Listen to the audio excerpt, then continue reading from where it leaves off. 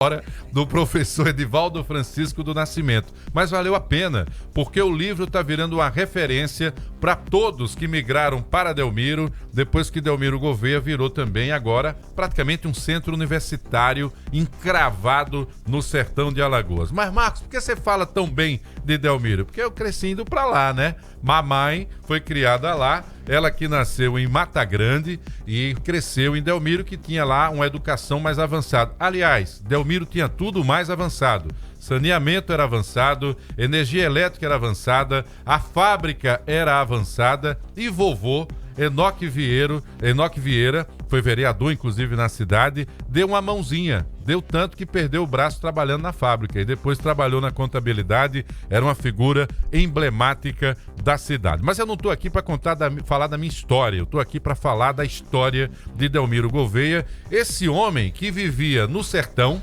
mas com um pé na Europa, porque afinal de contas a Europa o influenciou tanto que ele trouxe para Delmiro o modelo de vila operária. Isso mesmo, impressionante essa história. Professor Edivaldo, falar de Delmiro é apaixonante, mas para quem é de lá, se tornou professor lá, estudou lá, escreveu um livro e agora é referência, deve ser muito mais emocionante, né? Muito bom dia, seja bem-vindo ao Jornal da Mix. Bom dia. Bom dia, Marco, bom dia, Thaís, bom dia a toda a equipe aqui. Que energia, né? A gente acordar e chegar aqui com essa energia. Só faltou o toque da fábrica para dar aquele o apito da fábrica, né? Mas, assim, uma alegria estar aqui com vocês, uma alegria falar desse município, mas desse personagem que é um ícone da história do Nordeste.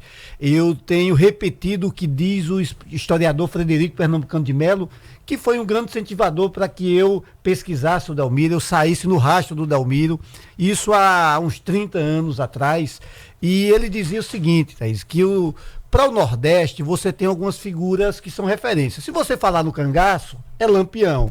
Se você falar na música nordestina, é Luiz Gonzaga. Se você falar na religiosidade popular, você tem o Padre Cícero, você tem Frei Damião, você tem Antônio Conselheiros. Mas se você falar em industrialização do Nordeste, é Delmiro Gouveia. Então, Delmiro Gouveia é um personagem que está ombreado com esses personagens da história do Nordeste. E a história do Delmiro é fascinante. Eu me apaixonei por essa história há um tempo atrás e tenho procurado pesquisar como, né? Na verdade, esse personagem, Marco, Thaís e todos que nos ouvem, é um pano de fundo para a gente entender a história do sertão do São Francisco, a história do Nordeste. Então, é uma lente de contato quando a gente vai analisar como um menino pobre, nascido no sertão do Ceará, com 15 anos de idade, morando no Recife, órfão de pai e mãe, vai morar por conta própria, vai ter os empregos mais modestos numa cidade que era um grande centro urbano do Nordeste, que era o Recife. Trabalha de bilheteiro de estação de trem, trabalha de despachante de barcaça e começa, por incentivo de um grande amigo, a andar pelo interior para comprar peles de animais e levar para vender no porto do Recife. Pouco tempo depois, esse homem é o rei das peles, o maior exportador de peles do Nordeste para a América do Norte, para os Estados Unidos. E ele, como o rei das peles, um homem que se transforma num dos mais ricos do Nordeste, vai empreender. Vai se transformar num grande urbanista do Recife, num grande comerciante. Constrói o que é tido como o primeiro shopping center do Brasil. Mercado do Derby. Que depois incendiaram. Mercado Coelho Sintra, que ele dá esse nome em homenagem ao prefeito do Recife, que concedeu autorização para ele ali, naquela região, que era um grande manguezal, para que ele aterrasse e construísse esse mercado. Hoje é um prédio belíssimo do Derby, que é o quartel da Polícia Militar, lá do estado de Pernambuco. E esse empresário, ele vai comprar uma usina de refinamento de açúcar. Esse empresário, ele vai morar em Apipucos e vai frequentar a alta sociedade pernambucana. Essa história está toda aqui, ó, na 5ª edição do livro Delmiro Gouveia e a Educação na Pedra, mostrando aqui para vocês, lançada oficialmente hoje, tá? Pela imprensa oficial Graciliano Ramos, numa recepção lá no restaurante Casa de Manhã, no bairro de Jaraguá, às 6 horas da noite, né, professor? Isso. E aí, nós fomos analisar, Thaís, Marco e quem nos ouve, nesse livro o seguinte. Morando na cidade de Delmiro Gouveia, eu ficava inquieto, porque você tem a cidade com o nome dele, você tem o Museu Regional Delmiro Gouveia, e andando quem é esse personagem que tudo, né? Tem a rua Delmiro Gouveia, tem o Museu Delmiro Gouveia, a cidade é o nome dele. E aí, quando você vai atrás, você vai encontrar um personagem que é controverso, que é polêmico. Coronel, né? Tido como coronel dos coronéis. Coronel dos coronéis. E a gente vai atrás desse cearense, pernambucano e alagoano, que por conta das brigas políticas em Pernambuco, porque ele fazia oposição ao governador do estado na época de Pernambuco, ao prefeito do Recife e ao vice-presidente do Brasil, que era pernambucano e era o Francisco de Assis Rosa e Silva. E ele, num ato de violência, né, dá umas bengaladas no vice-presidente da República no Rio de Janeiro. Quando volta, os aliados do Rosa e Silva tocam fogo no mercado do Derby e é decretada a sua prisão. E aí ele tem que sair de Pernambuco, né, porque ele temia pela própria vida. E aí ele vem para Alagoas, porque Alagoas nós vivíamos no período do Euclides Malta, governador matagrandense, das suas origens, das suas origens. Exatamente. E Euclides Malta, que era amigo do Delmiro, acolhe o Delmiro em Maceió e diz: olha, vai passar uma temporada no sertão. Você vai ser recebido lá em Água Branca pelo coronel Ulisses Luna. Passa uma temporada lá. Mas Delmiro não veio para ficar. Veio para passar uma temporada. Os planos deles era retornar para Recife e retomar as suas atividades comerciais.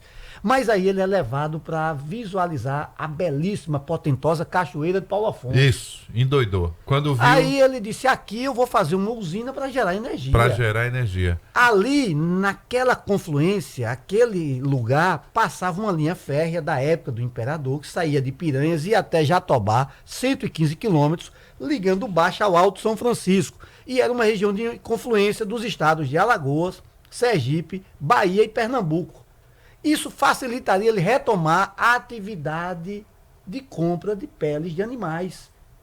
E aí ele disse: eu não vou mais voltar, vou ficar aqui. O lugar é aqui. Comprou uma propriedade, retoma a atividade comercial. Estou falando de 1902. E aí, em 7 anos depois, ele já tinha retomado a sua fortuna, já era novamente o rei das peles. E aí ele começa a empreender. Vai fazer a usina hidrelétrica de Angiquinho, vai fazer a fábrica de linhas Estrela da Pedra, vai construir um núcleo de vila operária, vai fazer cinema, vai fundar escolas. E é esse projeto que nós vamos analisar, porque, embora tivesse muitas biografias, muitos livros, mas faltava um, na minha opinião, que pudesse analisar. Delmiro teve algum projeto educacional, porque ele pegou uma mão de obra que era regional, que era rural, analfabeta, porque se nos grandes centros a escola ainda era algo para poucos, você imagine no sertão. No sertão, né? Com certeza. Então, como foi? E aí eu fui justamente estudar o projeto educacional, o projeto de fundar escolas para crianças, jovens e adultos em 1914, que transformou esse núcleo na universalização do ensino. A gente fala hoje em universalização do ensino, o Delmiro fez isso lá em 15. Era um projeto educacional, claro, voltado para os seus interesses como empresário, mas não se tinha analfabetos, era obrigatório a frequência à escola. E aqui eu consigo levantar uma documentação que diz o seguinte: o pai que não acompanhasse o filho faltasse à escola, ele era punido pela fábrica. Ele era advertido, ele era multado com desconto no salário e até demissão. Casos de demissão foram registrados por serem considerados relapsos e irresponsáveis não acompanhamento dos filhos das escolas. E era um detalhe seguinte, Thaís, moravam bem, porque o operário tinha vila operária, água encanada e esgotamento, não tinha esgoto nas ruas. Eu descobri isso com uma pesquisa de doutorado de uma professora na UFPE, e eu estava lá, né, universitário aqui da UFAL em greve, vamos para Recife. Chega lá, a greve em Recife era diferente na UFPE, tinha seminário e tal, várias palestras lá. E aí, numa delas, tinha lá uma professora cujo doutorado dela era um estudo sobre Delmiro Gouveia. De Barros Correia.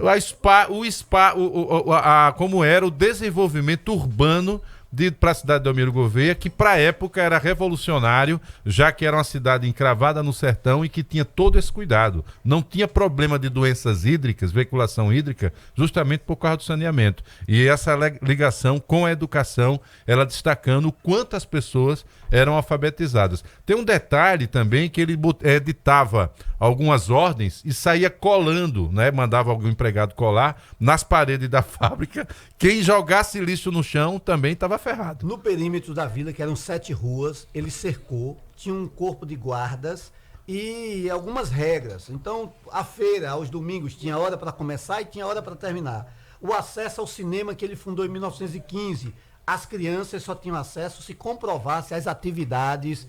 Na sexta-feira, o professor tinha que dar um visto e o gerente da fábrica dava o ingresso ao cinema.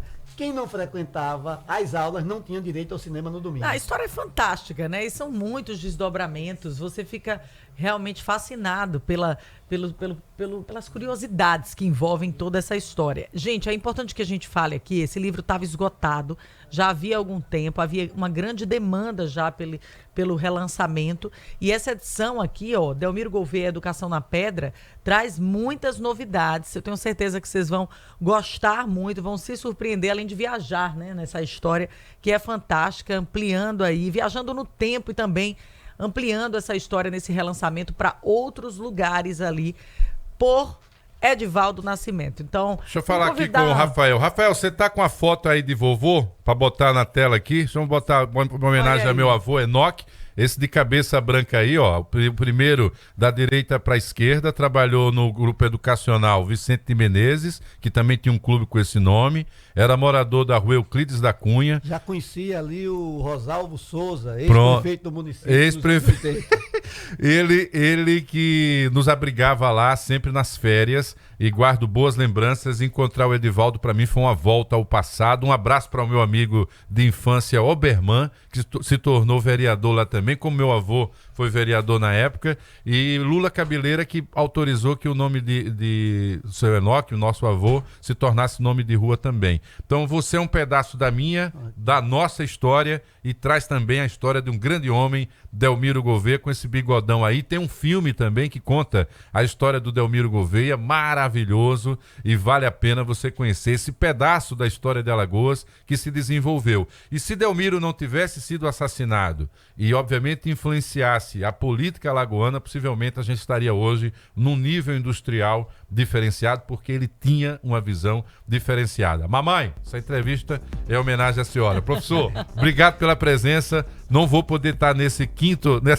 lançamento seu, mas a gente volta a se encontrar e volto sempre.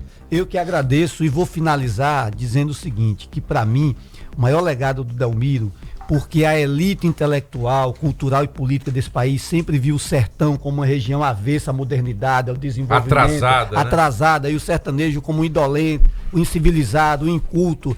E a obra do Delmiro no sertão, ela mostra justamente o contrário. Então, o maior legado dele foi mostrar que o sertão é uma região de gente trabalhadora, de gente de bem, é uma região próspera, bonita. Então, esse é o legado. Então, quero finalizar essa entrevista, dizer que para mim foi uma alegria, e quero voltar aqui depois para a gente conversar mais. Vai ser um prazer. Muito assunto para a gente falar sobre o sertão. Sucesso. Show de bola. 7h42. Eu começo, tu termina, né? Olha lá, trabalhamos aqui no oferecimento de Med Rádio. Está com você também para cuidar do seu coração. Na Med Rádio eu preciso, né? Tanta emoção aqui. Olha, você